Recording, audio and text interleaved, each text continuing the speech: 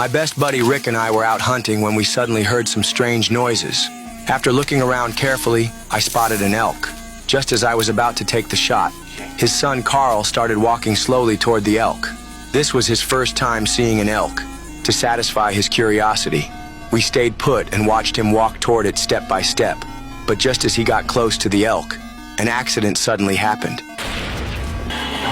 No. Rick grabbed his son and ran frantically forward.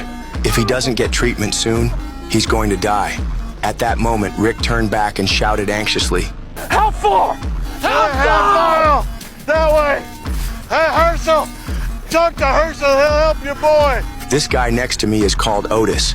He's the one who accidentally shot Carl just now. Rick kept carrying his son and running desperately forward. He finally saw the place Otis had mentioned. Then Herschel and his family immediately came out. He asked if the kid had been bitten by a walker. Rick said his son was accidentally shot by Herschel's people. Herschel immediately had Rick bring the child inside. His family quickly prepared the medical supplies. Then they immediately started working on Carl. Rick was beside himself with worry. I watched my best friend looking so heartbroken. I encouraged him to stay strong. Then Herschel opened the door and came in. He said Carl's injuries were very serious.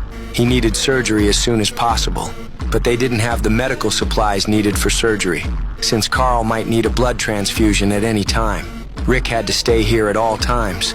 At that point, I decided to go alone to find the medical supplies at a nearby hospital. Doc, why don't you do me a list, draw me a map? You won't need a map. I'll take you there.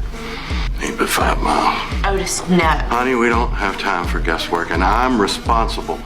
I ain't gonna sit here while this fella takes this on alone. So Otis and I immediately got in the car and prepared to leave. We successfully arrived near the abandoned hospital 10 kilometers away. Then we carefully observed the situation around us. Fuck!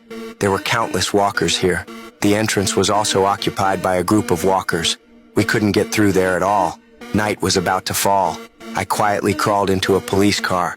After opening the trunk, I found some flares. It got completely dark. We threw the flares into the distance. All those fucking walkers were completely drawn away by the light, so we took the opportunity to quietly rush into the medical room. Then we stuffed the needed medical supplies into our backpacks as fast as possible. Things were going very smoothly, but just as we were about to leave, those walkers had already returned to their original positions. We had no choice but to run like crazy. Countless walkers were chasing us from behind. Since Otis was pretty heavy, he ran slowly. We were quickly surrounded by walkers. I immediately broke the glass and got